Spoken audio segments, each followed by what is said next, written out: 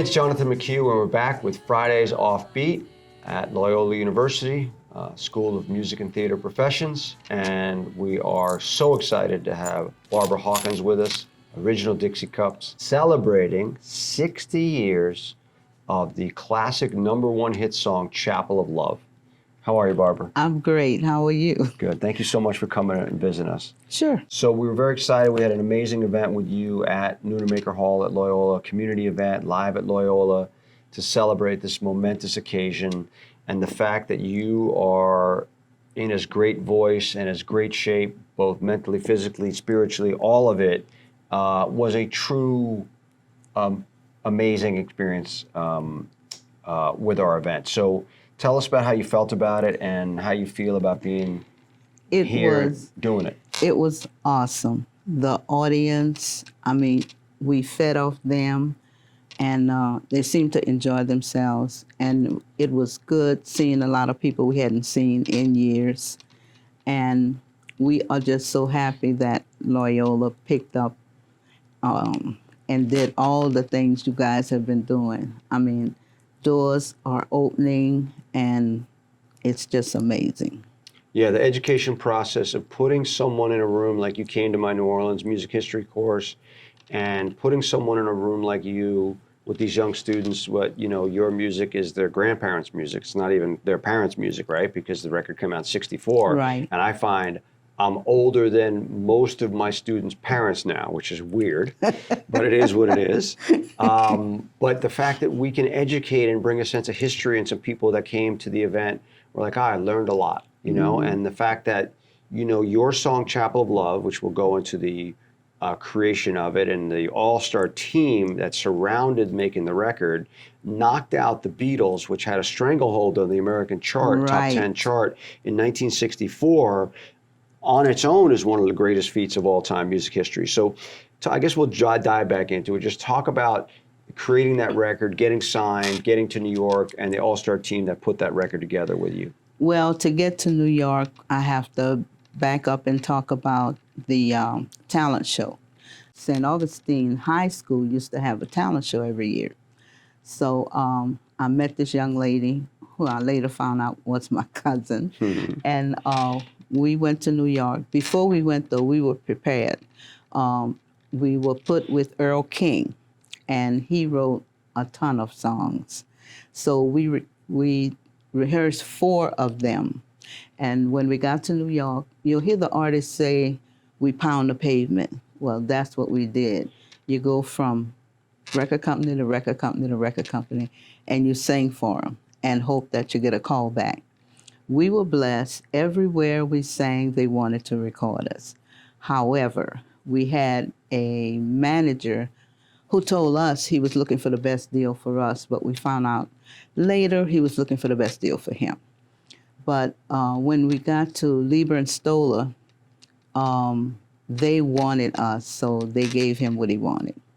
Now, Lieber and Stoller, for those young people that don't know, were some of the greatest songwriter-producers of all time. Many Elvis hits, the Coasters hits, hit after hit after hit. Their run in the mid to late 50s into the 60s was, bar none, one of the greatest of all time. Right, and right. they created a label around your record. Is that correct? Right. When we sang Chapel for them, they say, okay, we have to create a new label for them. So they did. So they felt it was going to be a big record. Yes, obviously they did. And also that record was written by Ellie Greenwich and Jeff Barry, 2 of the greatest songwriters of all time. They were awesome to work with. Right. So you have all of a sudden Lieber Stoller producing, Ellie Greenwich and Jeff Barry writing, and then you also the record, I realized, was produced by my old late great friend Brooks Arthur, who was one of the best engineers of all time, became Adam Sandler's music supervisor in later life. Okay. So you had this incredibly all-star team surrounding you. And we didn't even know it. Right. We didn't well, you were realize 21 years old, right? We were young, yeah. And your cousin and sister were 18, right? 19, whatever. 19, So you go into this world of New York, the Brill Building type writers and producers, and you're a kid from New Orleans. And what happens then? Well, after we recorded, we came back home to New Orleans. And that's when we started working with Art Neville. Now, Othelgra, their sister, and I went to school together. So I was always in their house anyway. So after we recorded, Art called me and said, why don't y'all come background? I said, okay. So we worked with him. We went everywhere with him doing background. And he let us sing chapel to introduce it to the people. Today's a day we'll say I do, and we'll never be lonely anymore. And he did chapel with us. So after Art, Jerry and Mike called and said, you have a hit on your hand, you have to move to New York. Wow. So Lieber and Stoller call, you got to pack your bags. Right. They said, you got to come. And we were hearing it on the radio. The first time Rosa heard it, of course, we had our regular... Rosa's your sister. My sister, yeah. We had our regular chores, and she was upstairs cleaning, and song came on, and she started screaming. My mom said, what's wrong? She said, that's us on the radio, that's us. So my mom said, okay, calm down. You're going to hear it a lot more. So your mom knew. Yeah, and then she gave us a little food for thought. She said, you're climbing the ladder to success. Don't step on anyone going up, because you have to pass those same people coming down. Which is a classic Alan Toussaint song, by the way. Right, so you got good words to live by, you're raised well, and you move into the world and you start touring. You get on the Dick Clark Cavalcade of Stars tour. Caravan That's of your Stars. Caravan of Stars. That's your first Tour. And tell us about that. We met 14 other artists, of which Brian Hyland, Gene Pitney, the Shirelles. Who was the headliner, right? Yeah, Gene was the headliner. The Shirelles, the Crystals, the Supremes. Little band out of Detroit that did okay. Yeah, and a couple of other groups that at that time had songs out about cars. But it was 15 acts. And Dick put us all together on 2 buses. And he said, this is going to be your home for 3 months. And we did a 3-month tour, touring the United States. It was fun. It was new. It was different. And we learned a lot. We went a lot of places that we had read about, because we used to travel by book. You know, my mom, every summer we had to read 10 books and write a... Your mom would make you do Yeah. this. Not school, but your mom. No, my mom, she So was she knew the something else. power of reading and creative thinking. And Right. And then we were going places that we had read about, and that was awesome. So we did... Oh, and whenever we got in town, wherever we were, we, the Dixie Cups, would call the radio station and let the DJs know we were in town. Sometimes they would come and get us, and we did promos. But we just called to say thank you, because they didn't have to play our song, you know, so. so that was kind of a preemptive, something that a lot of artists weren't doing, shall we say. But right. you learned that technique and you utilized it well, it sounded like. Right. Make friends at radio is a good thing. That's right. Right. That's right. So after that, we did all of the shows in California. Did a lot of TV. Oh, a lot of TV. We did the Dick Clark Bandstand, Where the Action Is. Oh my God, it was so many. Oh, Lloyd Thaxton, he was a nut. And any show that was musical, we did it. And at the time, you knew how to sew, and Yes. you make costumes, right? Talk about that experience of making costumes for the girls. Well, when we first went to New York, I brought my sewing machine, and before we went into the Apollo Theater for the first time, we were so scared because we had heard so many things. They said, when you go into the Apollo, if you're not good, they boo you off the stage. They'll throw eggs at you. So we were like this. We were just scared. Well, it's a My legendary God. venue, right? Yeah. So I came up with some outfits. I said, well, we have to look great. So I bought some, it was brocade satin, and some satin. It was blue. And I made us a nice pair of satin pants and put the brocade stripe down the side. And I did a off-the-shoulder top with the brocade. And then I made an overskirt. So we looked great. Looked and sounded great, I should say. Yeah, and the audience would just, when we first walked What was on, the Apollo gig exactly, your first Apollo gig? oh God, let me see. I don't know if it Was it a headlining gig or part of a cavalcade type of stars thing? It was like a caravan of stars. Okay.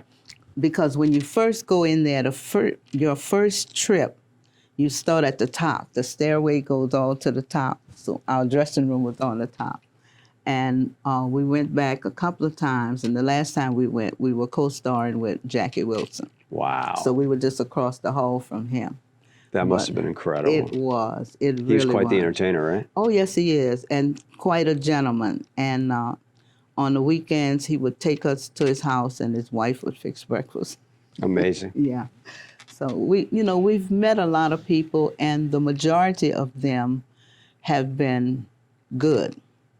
In fact, before we went on our first gig, one thing our manager did that was good, Sam Cooke, Chuck Jackson, they were doing a concert. So Joe brought us over so that they could talk to us. And they sat us down and talked to us as if we were their daughters. Well, this is a good story. And this is a they great one. told us a lot of things, what to do, what to say, and things that guys would come up to you and say. The hit up lines. Right, the hit lines. So we had gone to this little club, and we were sitting there with our drinks, and this young man comes up. May I buy you ladies a drink? And we said, no, but we'll buy you one. And he looked at Rosa, my sister, and he said, you remind me of my sister. And when he said that, we all laughed. Because that was one of the lines that Sam gave you that they were going to hit you up with, right? Right. And he said, I said something funny. We said, uh-huh. Good coaching right there. Right. Coached by Sam Cooke. That's who was right. one of the first artists to really understand the power of owning his own masters. Yeah. And he fought back against the system and made sure that he owned his own masters. And that changed his life, obviously, because as we've talked about, when you don't really know your business and you're just out there, go out there and sing, girl, that you didn't know your business up front, and your manager was not necessarily looking out for your best interest, shall we say. No, he wasn't. And there was a lot of exploitation going on at that point, people putting their names on other people's copyrights, which was despicable behavior. And it's a lot of what I talked about in my New Orleans music history class, why certain artists got a chip on their shoulder, because they were taken advantage of so much that they could never trust anybody again. Exactly. And there's a number of people from this town that are still that way. Yes. And it's really sad because they've missed opportunities because of that, but yet they're so PTSD, if you will, about being taken advantage of that it's understandable. Yeah. You know, and you had a great point last night when someone asked from the crowd about, you know, what was one of your biggest advices you would give, and to make sure you understand contracts, you know how to read them. You have to. So talk about that a little bit. You have to read your contract. We were just like many artists from the early 60s and the late 50s. All we wanted to do was sing. So this guy comes along and gives us this contract and runs over what's to be done and everything, and we're not really understanding everything. He took advantage of us. And you don't need a lawyer. You're good. It's all good, right? Exactly. It's like right. You That's gotta trust exactly. me. Like, I'm looking out for you. You know, that kind of shit. Right? Exactly. Yeah. Don't listen to that. That's not true. Yeah. You got to That's really not handle true. your business. You have to. As well as you have to know your craft, but you have to know your business, which is what Know we your preach here at business. Loyola, that you can be really talented, but you have to understand the business of the music business, because it's more it's than a just getting on shark-infested stage pool. singing. Right. Actually, it's 90% business and 10% show. I mean, I would say you got to have the talent to get up on that stage and grasp Yeah. it, like you still do, at Thank you. this event. Thank God. That you could still go out and tour it and do it. Okay, so as much as Chapel was a international standout, Iko became a New Orleans, Mardi Gras New Orleans staple. My grandma and your grandma were sitting by the fire. My grandma told your grandma, I'm gonna set your flag on fire. You're talking about hey now, hey now, Aiko, Aiko, ande, Giacomo Fino, anale, Giacomo Finale. But it didn't start out here, right? Talk about the journey of Aiko Aiko, the recording, and then how it broke out. Okay, we were in the studio doing our Chapel of Love album, and the band had gone on lunch break. So we thought we were the only ones in there. We didn't realize that Jerry and Mike were in the control room. So we said, well, why don't we sing the song we've been working on? Because it was a song that my grandmother used to sing for me. Giacomo Fino, right? Well, yeah. That was but, an original version, but ish. you know, I had never heard it. Right. Only from my grandmother. Right. And so there were no musicians, there was no music. So we looked around and we found a glass ashtray, a Coca-Cola bottle, and the chair was aluminum. So each of us got a drumstick and started drumming on it, and we sang it. And Jerry said, hey, can y'all do that again? And that's when we realized they were in the control room.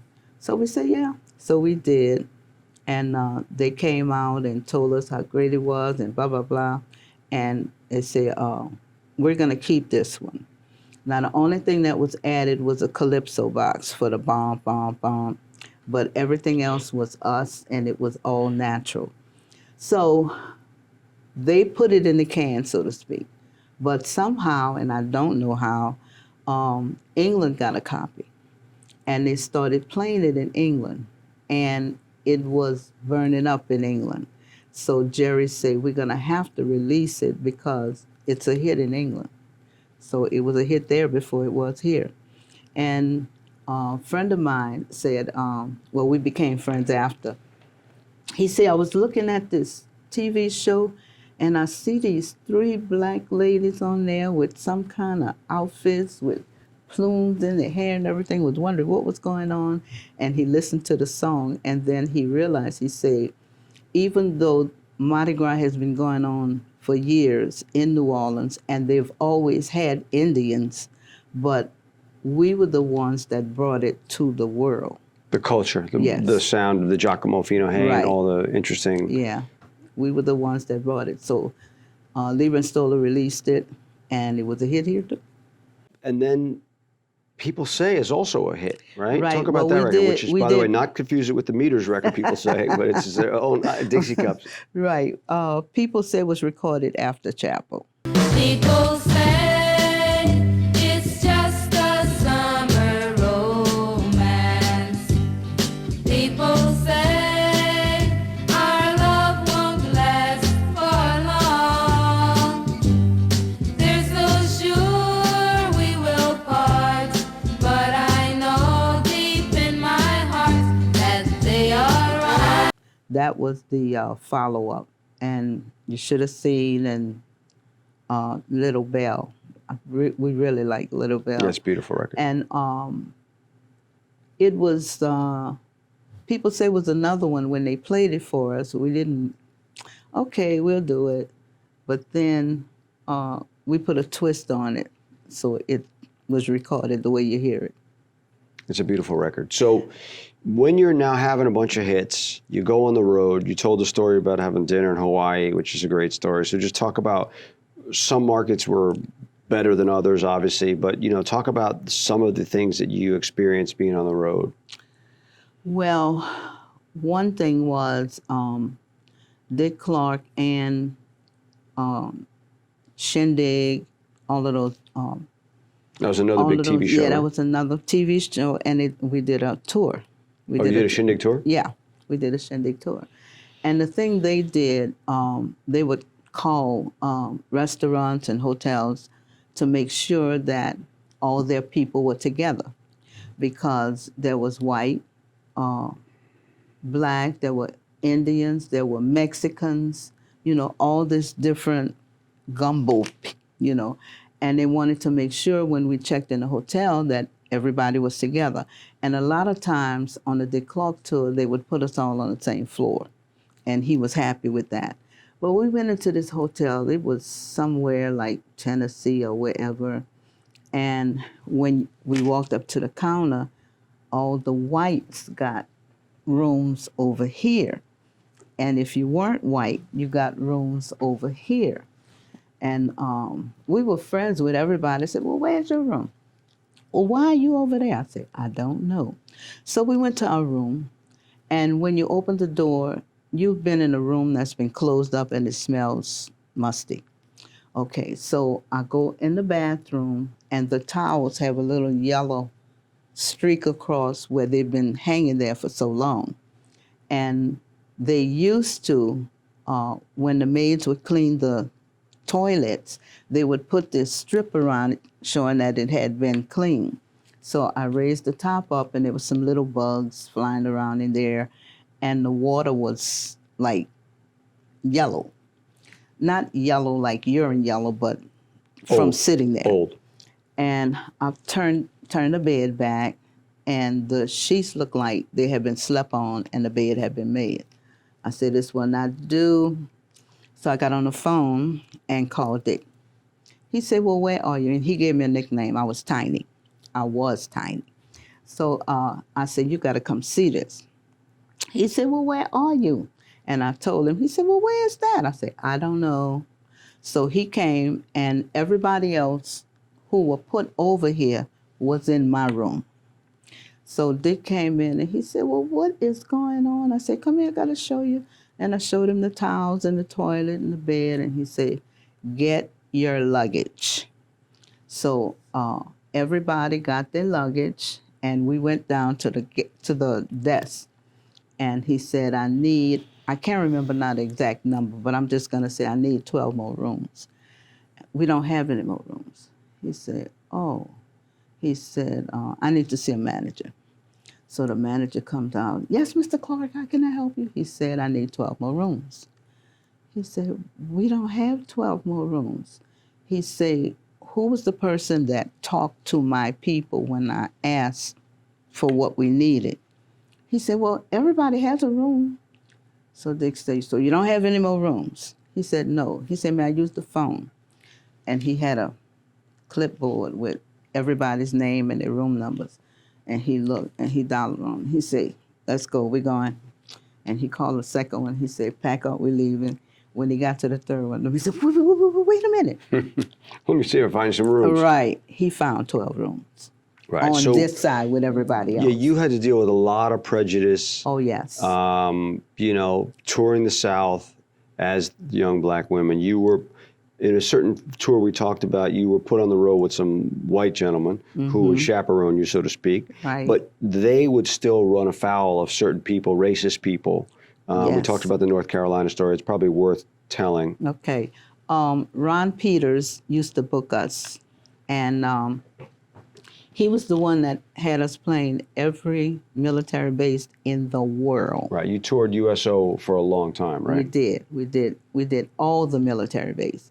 So his partner had booked this particular date, and Ron said, I'm going to send 2 drivers with you. Instead of 1, he sent 2. So we have 2 white guys driving and the 3 of us in the back. Okay. So we did the gig. Everything went well. We got our money. We're on the way back. We're hungry. So they were young guys, and they stopped at a truck stop. In North Carolina. In North Carolina. We're in the 60s now, 70s? Yes, we're in the 60s. 60s. And they shouldn't have. But we stopped there. We got out. We went in and immediately started hearing slurs and words. And Beverly was singing with us then. She said, let's go. So the waitress came over. She was really nice and bubbly. She said, don't worry about them. She said, here, sit over here.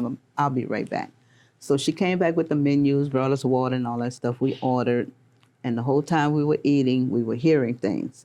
The owner was like behind the bar. He was just listening. He was looking. He wasn't saying a word. So when it was time to go, John got up to go pay the bill, and he told Mike to walk us to the car, and he would be right out. Well, when we walked out, like maybe 8 or 10 people walked out behind us, and they were fussing at the guy for bringing us there. And they called us names and everything. He said, don't call them that. He said, these are the Dixie Cups. And they just played it. They said, I don't care who they are. You shouldn't have brought them in here. And he's going on and on.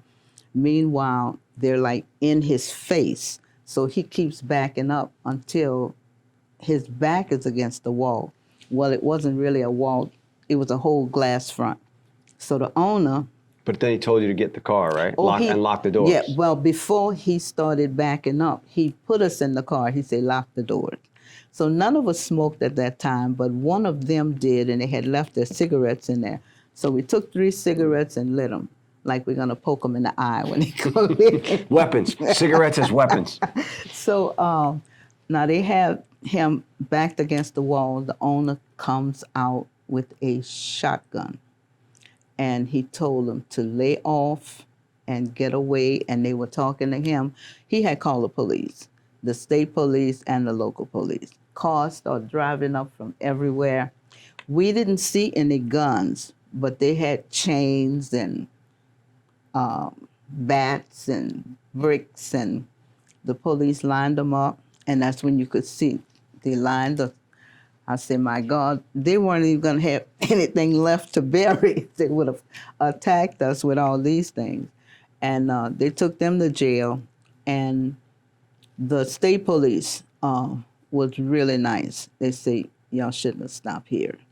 But we got it now. And one of them car was leading us and the other was following. And they got us back to the state line to get out of town. And that's one side of obviously the tough side. But then you go to Hawaii and you're having dinner, and Hawaii has a heavy Japanese population, obviously also. And you had your Beatlemania type moments. Talk about that experience. That was funny. We were in there eating, and we see all of these kids outside, and they're nervous, and I said, who are they looking at? And it was time to go because we walked from the hotel. It wasn't far enough, to get a taxi or the bus or whatever. And when we walked out, we got mobbed and we started running. And it was like maybe 2 blocks or more to the hotel. We were running. And one little girl was running with the scissors, and she got some of Rose's hair. Rose said, don't cut it, it don't grow back. So we got back to the hotel. Right, she had a wig on. But that was an experience. So you don't live anymore. You've been in Tampa, staying in Tampa. Right after Katrina, you moved to Tampa. Right. So you're coming back, you're doing gigs, you did the Loyola gig, you did the Danny Barker Festival, and now the next one up is French Quarter Fest. You played that before, obviously. Oh my God, so many times. How many times you figure? Oh, I don't know. Like a lot.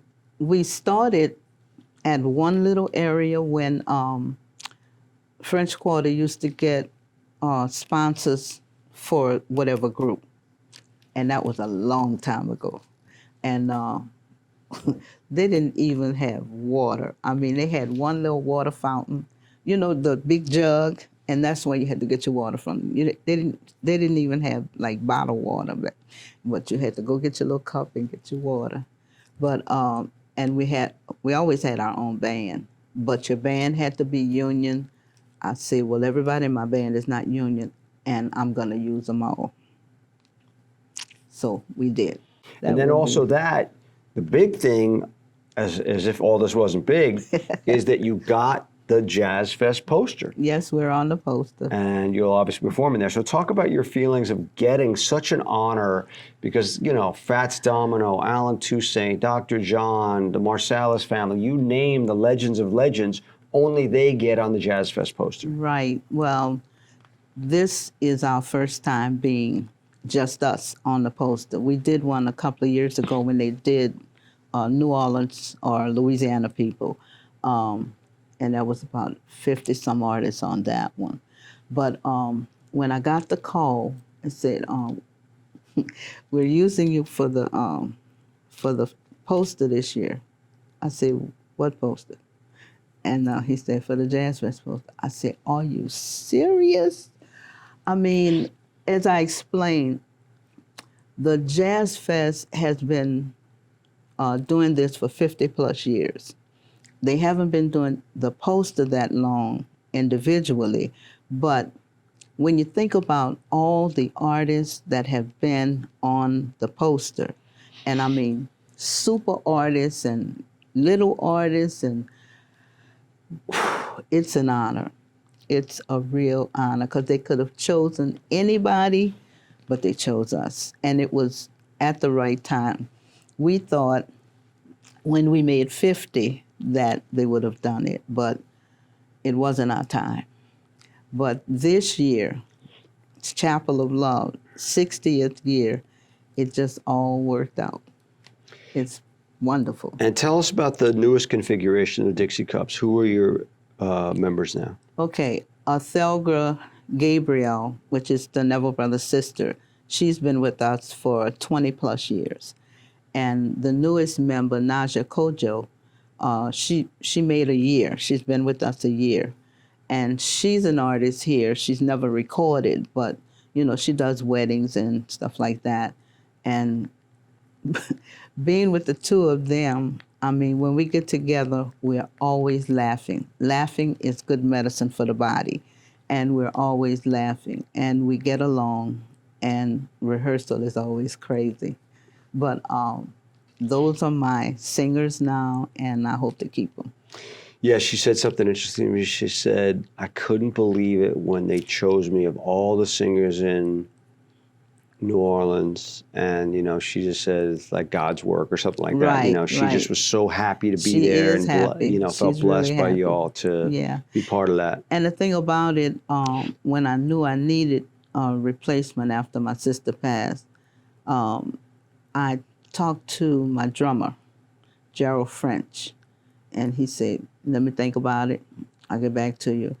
And then I spoke to my guitar player, Anthony Brown. He's passed on, but we're friends with his wife.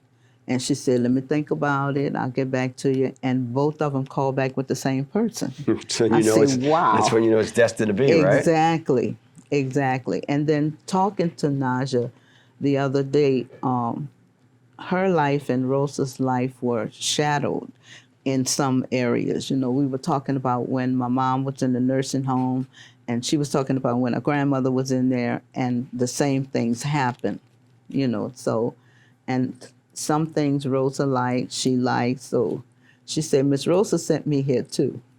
That's great. Yeah. And the event we had at Noonermaker, you did a Q&A with Arthel Neville, who obviously we talked about your Neville relationship. But how well do you know Arthel? And obviously the Neville's family is such a I've wide been knowing one. Arthel since she was a little girl. And I used to laugh because her mom taught her to play, what's this game? It's a card game, but some teachers were using it because it teaches the kids about numbers. Pity pat. She knew how to play pity pat. I didn't play it. She was too good. And she went on to be on television on different channels. And she was the one that called me when I was talking to her and telling her about chapel. She said, oh, Auntie B, because the Thelga is Auntie A and I'm Auntie B. Mm-hmm. So she said, oh, Auntie B. She said, I know some people. Let me make a few calls to Loyola. She said, we got to celebrate this. And she did. And your people called me, and you all have been phenomenal. I'm telling you. Well, for me, it's an amazing thing to have someone like you who can walk and talk after 7 decades of performing and still get up on that stage and inspire. I mean, the room full of people, you just had them. Yeah. And watching you call out moves on your Dixie Cups and, you know, telling the band that song's about to be over. Right. It's just someone who has a true command for the game. Mm-hmm. What advice would you give? We already talked about the business side. What advice would you give up and coming artists how to pursue their talent and how to go after it? Well, first of all, you have to love it because it's not always a bed of roses. You're going to get knocked down. You're going to feel bad. You're going to get your feelings hurt. You you might not be chosen for something that you feel you should have been, and someone else was chosen, but you have to keep going. Because if it's in your heart, you know how they say, when you fall off the horse, you get back on. You have to keep going if it's what you want. Now, if it's just a pastime, it's Right. not going to work. Well, you have to really You want have it, right? to Which is what I really tell want it. students, that they have to really want You it, or any have young to. artist. You have to really want it. Whatever it is you're pursuing, you have to be in it to the end. I think for me, just observing you, getting to know you in the last couple of days, work ethic. Like, hey, we got an interview here. No, like, oh, I'm tired. I can't do it. I got to do this. Like, you're like, yeah, let's go. What time? What time? I'll be there. You know what I'm saying? Exactly. And so I think work ethic is another thing that you obviously have majored in your life. Yes. And was it always that way for you? Like you just got up and go no matter how tired you were? My mom was phenomenal. My mom and dad separated after my sister Rosa was born. They didn't divorce, they just separated. And she was a go-getter. She had to stop school when she was growing up to go to work. So she didn't get her GED until after everybody else had graduated, but she was determined. And we didn't have a car. And my mom, I'm trying to see where we were staying. My mom would get the bus at night, and I believe the classes were at Booker Washington, I believe. I'm not sure. But she went to class every night and got her GED. And she was determined to get a great job. And God just opened the door for her. She was the first Black in the Register of Voters office. Wow. And that's where she retired from. In fact, So she had a whole career there. Yeah, my mom still takes care of me. She had it set up where once she was gone, Rosa and I would get her money. And Rosa's gone now, but my mom's still taking care of me. Amazing. And was your dad in your life much? No. Wasn't? No, he was lazy. Yeah. No. You didn't get the work ethic from him, it sounds like. No, it came got it from from my your mom. mom and my grandmother. Right. Mm-hmm. And so, in closing, like, what are one or two of the most memorable gigs? You talk about playing with Jackie Wilson. You play with, what are one or two of the most memorable gigs in your life of so many gigs? Playing with the animals. Right. You talked about the Eric Burden story and, about getting your manager out of jail. Right. That's a good story. Tell that one. That's a good one. We went to England. We were there a couple of weeks, and my manager went out and bought a trunk, and he filled the trunk with clothes. We went on Carnaby Street, and he bought clothes for all his kids, but he was using rubber checks. And, rubber checks, for those who don't know, are bad checks. Yeah. So they bounce. Right. So he was using rubber checks. So nobody came after him or anything the whole time we were there. So he just thought he made it. We got to the airport. We checked in. We were sitting there waiting for our flight. And these guys walk up. You could tell they were police. Police look like police. Even if they're not wearing a uniform, they Sure. look like police. So these guys walk up. Are you Joe Jones? And he's all grinning, yes, you're under arrest. Oh my God. For what? For what? Because made him stutter. And so they took him to jail, and the girls wanted to get on the plane and come back home. But I said, we can't leave him over here. He might die over here, So, and it wasn't because of him. It was because of his wife. Miss Jones was a sweetheart. Okay. And we loved her. And I said, we can't leave him over here. So we got on the phone and called Eric Burton. I mean, the animals were They were the huge closest. at that point, right? Yeah, and they were the closest because we had worked with them over here. We had Was toured that with House of them. the Rising Sun? Yes. Oh, that was a monster record. Yes. And also a New Orleans Connect record, right? Right. So we called Eric and told him what was going on. And he said, that Joe. He said, well, come to my flat. I said, Eric, Joe has all the money. He said, don't worry about it. So we took a taxi, I think they call it, and went to Eric's flat, and he called his lawyer, and he helped. He got him out of jail, and Joe never looked back. He never paid the man back. He never did anything. But anyway, we stayed with their, well, not with him. What he did, he left his flat and went and stayed with either Alan or Chaz, one of the other members. And he made sure we had food. Yeah, he made sure there was food in there. And he said if we wanted to go anywhere to call him. I mean, he was just... Nothing like rock star friends, huh? Right. Rock star friends are good friends to have. They get shit done. Right.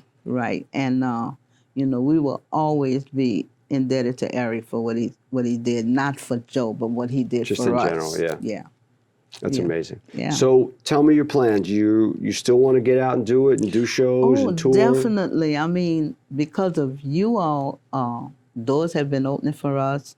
In fact, we have two offers for the same date in October, but they're not etched in stone yet. So we have a chance to either come back here and do a show or go to New Jersey. Wildwood, New Jersey, which is, we went there before. Mm-hmm. So, and we have, we're going to California, I don't know if it's this month or early next month, to do a commercial using Ico. Amazing. Yeah, so. Commercials pay some of that good money. Some of the last good money out there are commercials. Yeah, so, and we want to, we were supposed to do it this year, but we haven't done it yet. We want to do a tribute to Blue Lou Barker and do maybe like 4 of her songs. Mm-hmm. And that was Danny Barker's wife, right? Who sang some great raunchy kind of songs from back in the day, right? Really raunchy. Love that stuff. We plan to do that, and because of our manager, we never, believe it or not, recorded a Christmas album. Wow. So we want to do a Christmas album. And I always wanted to do a classical album dedicated to my mom, because she used to sing with Papa Celestin Band. Wow. So we want to do that, and then we want to do what's called a Now album, you know, some songs more up to date. So that's our plan. Maybe we'll get you in the studio here. You do something with Final Take. That'll be great. Get the young people and That'll get that be young energy, great. right? Yes. Good That'll look. be great. All right, well, Barbara Hawkins, thank you so much for coming. Let's Thank close you for out having with the me. classic Chapel of Love, celebrating its 60th anniversary. You can see Barbara and the Dixie Cups at the French Quarter Fest and at the Jazz Fest. What's your Jazz Fest set? Is it by yourself, or are you playing with anybody else? No, we're doing a New Orleans review, and we were asked just yesterday to do a song, one of Jean Knight's songs, as a tribute Big to Stuff? her. Yeah. No, we're not doing Big Stuff. We're doing... Oh, there's a Jean Knight tribute. That's right. Yeah, right. yeah. And you playing with Frogman this year? Yes. Ain't got a He is home. awesome. One of my favorite all-time songs. He's awesome. He is awesome. So we're preparing for that. You must have played with Frogman a bit. We have. We've worked with him before. Right. Many times, really. Yeah. Mm-hmm. Yeah. He's great to be around. He keeps you laughing. Seems like he has great energy. Yes, he does. As do you. Yeah. So thank you so much for spending time with us and doing the Fridays Offbeat and just being just an amazing human and amazing talent. And can't thank you enough. Well, thank you. And I must say thank you to everybody out there who's watching. And thank you for buying our records and being behind us. And there's so many more things that we want to do for the public. I just hope we get a chance to do it. I know. Fridays Offbeat. Again, thank you so much to Offbeat, Loyola for hosting, and our guest, Barbara Hawkins, today, who is lovely. Thank you. To